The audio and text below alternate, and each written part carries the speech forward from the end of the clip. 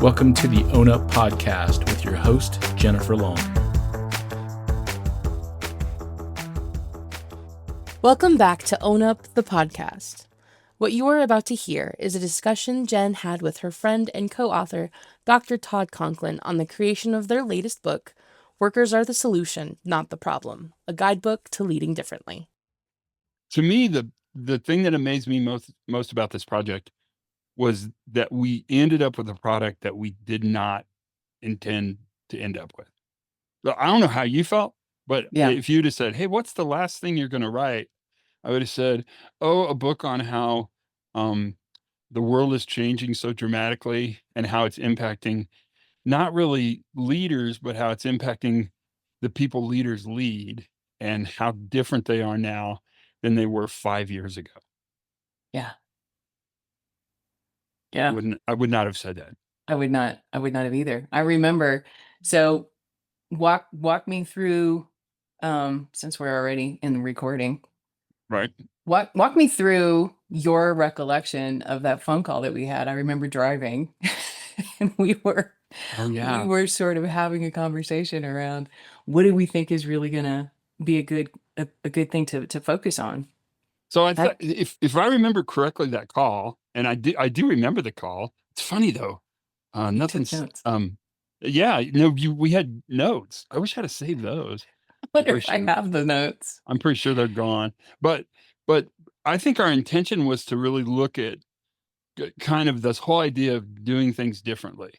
So safety differently, the way you're looking at accountability in a different way, and how that's really resonating across industry. I mean, it's really caught fire. So lots and lots and lots and lots of organizations are looking at that. And I think our initial thought was, or maybe I should own it. My initial thought is that we were going to look at how this influenced leadership and how we would sort of kind of write a book on leading differently, which I think that's kind of how we started. I mean, am I wrong? What do you remember?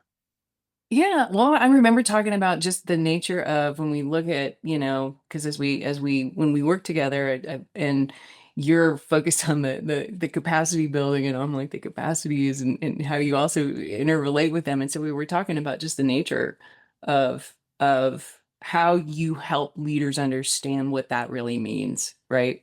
Right. And what they probably need to be thinking about and doing differently. It was really sort of a philosophical discussion when we had that first talk about the book. Why do we even want to write the book? because I think I just stumped you. Stumped Jenny out there. Stumped. I think it was because we had such a good dovetail of your hot principles and accountability are just a really easy fit. Yeah. And I thought it would be fun. Yeah. And I thought I could probably talk you into going someplace exotic. I mean, that isn't that hard for you.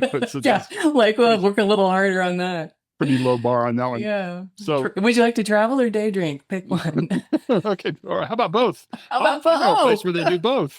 Yeah. So, I mean, I think we did it because it was going to be fun.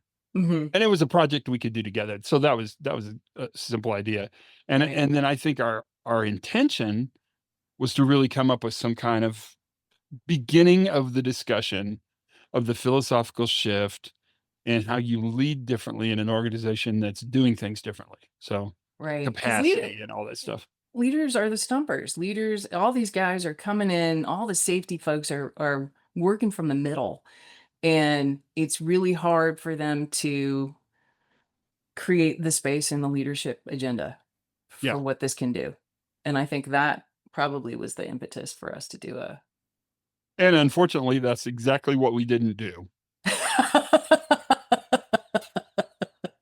But that's the story to me. Is that the book we said, so we had that meeting, we took pages of notes. We went back and we both did our research. So we were both pretty ready for it. I mean, I didn't feel like we weren't ready.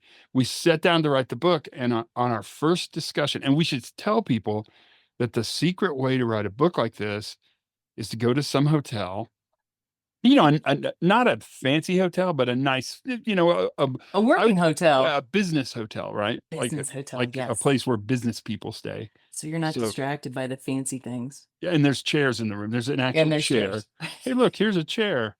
Um, and we set so, and what we would do is we'd have breakfast, leisurely breakfast, because Hmm. that's really the only way to have breakfast. That's why you have it. And that is kind of why you have it.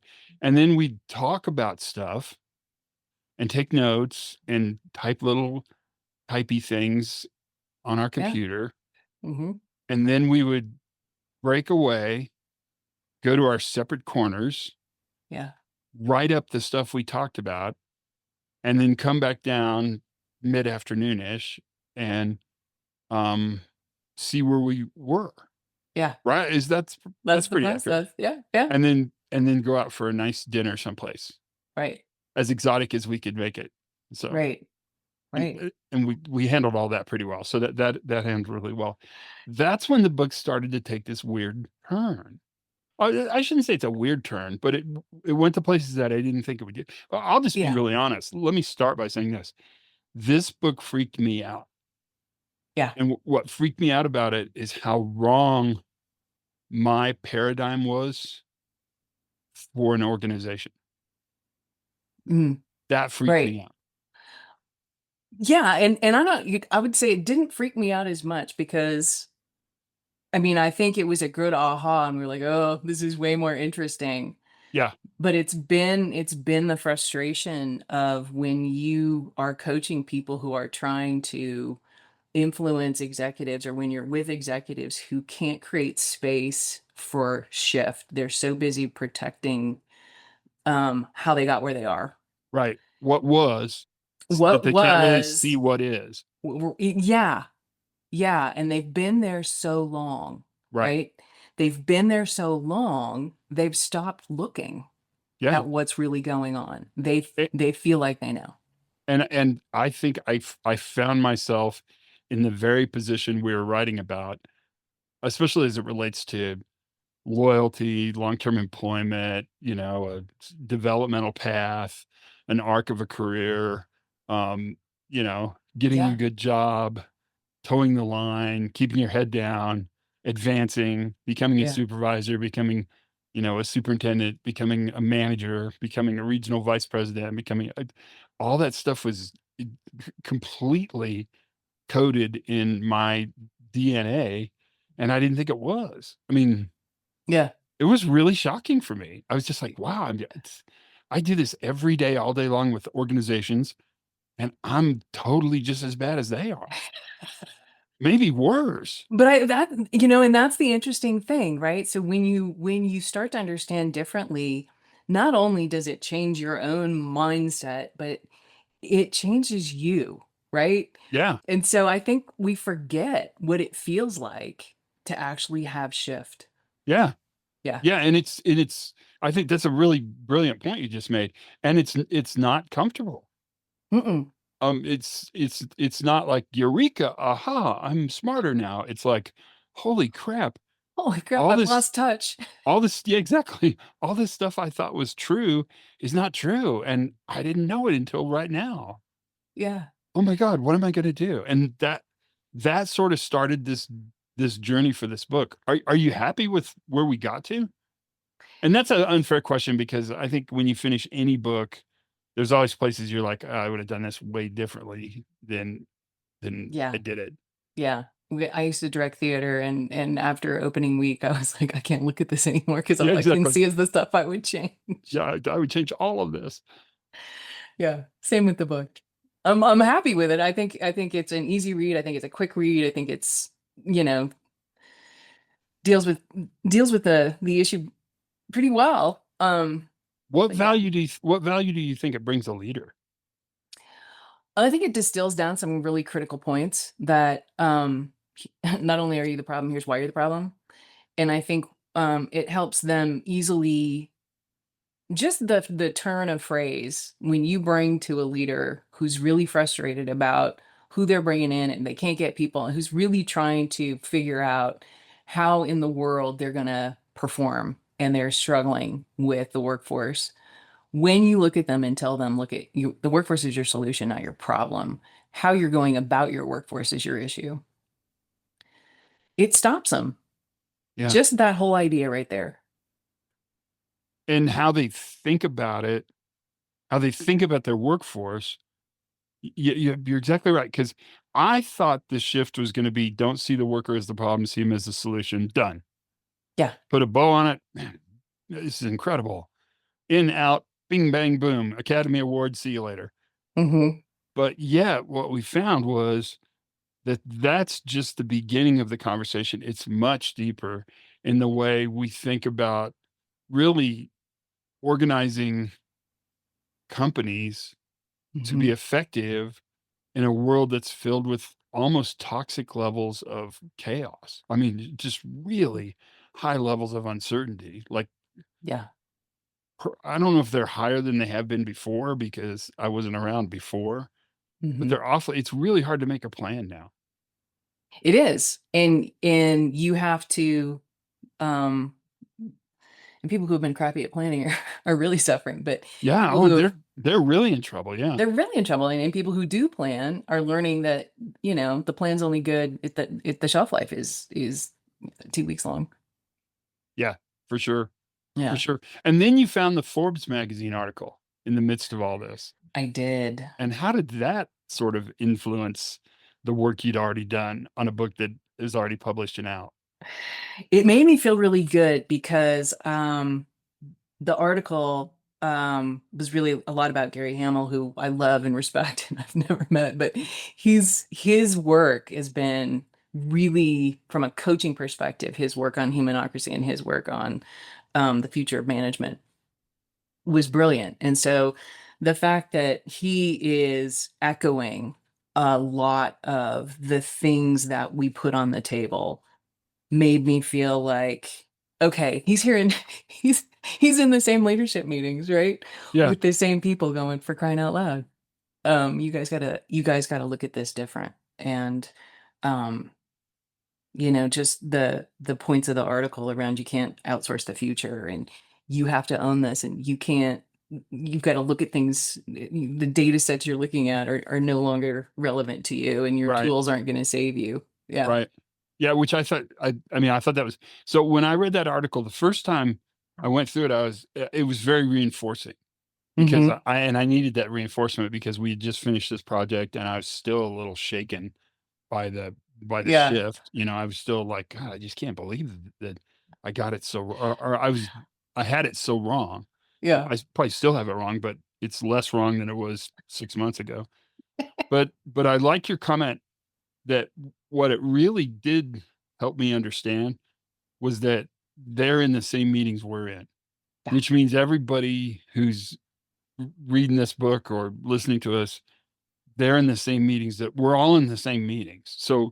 everybody's kind of struggling desperately to make sense out of what's happening and to Hmm. try to I mean, the mistake I think is that we try to force function this new world into our old paradigm, when in Right. reality, we don't have any ability to force function the new world. It just happens to us. We have no control over it. Hmm. So what has to shift is our paradigm must change to more accurately and effectively reflect the new world order, which sounds really scary. Yeah.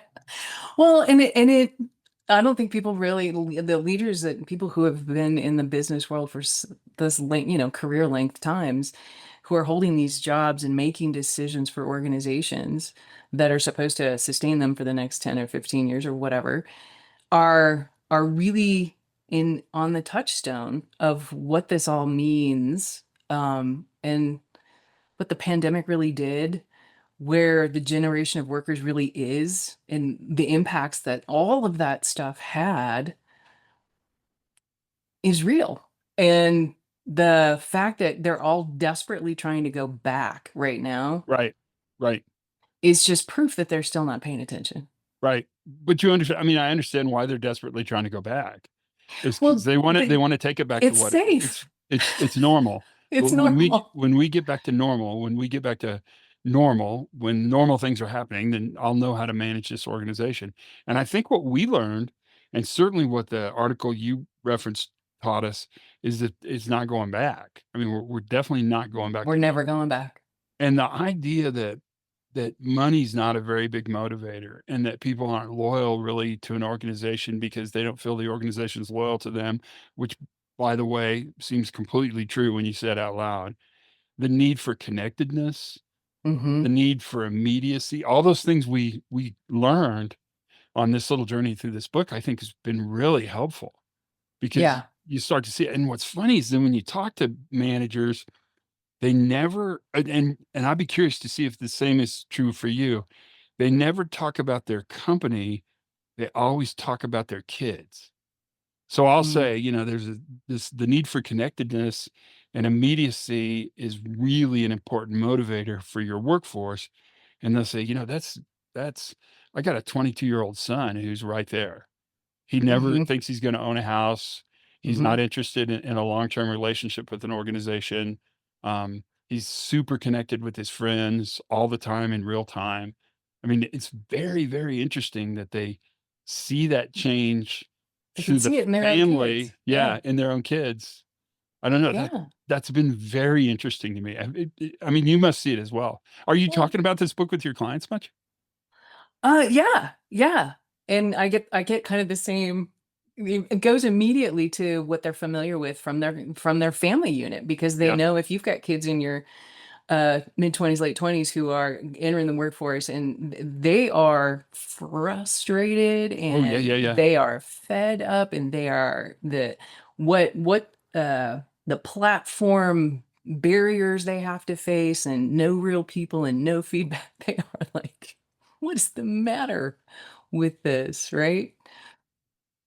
And And they're it's that need to interpret it through the old paradigm. It's everything we're talking about, Mhm, but that's been super, kind of valuable, and the fact that you talked like, I'll talk to pretty senior like, these are pretty senior that's people, yeah. and they're just completely kinda taken aback by it, kinda awestruck by the whole thing, which is sorta crazy in a way. I mean, it's super interesting.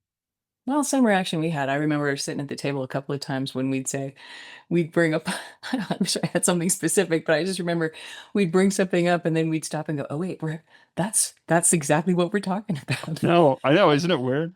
Yeah. Or We how are those com people. Oh, no. yeah, how companies that I thought were kinda morally bankrupt Mhm, are the companies that are kinda thriving in this new environment, and you're like, "Oh, well, now wait, if I see them mhm. as morally bankrupt, maybe the metric I'm using for morally sound is no longer accurate anymore." I mean, it's really weird. Yeah. Yeah, how did the, the opportunist, let's say, as opposed to morally bankrupt, how did if they were being opportunist at the time because they saw the vein to tap, right? Yeah, They saw the nature of it, and we're like, "Ooh, how do we make that work?"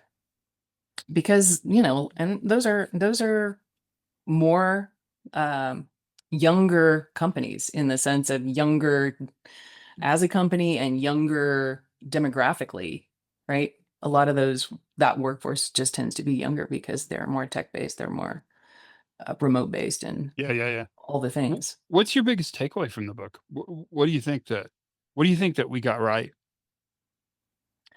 Um, I think we got right.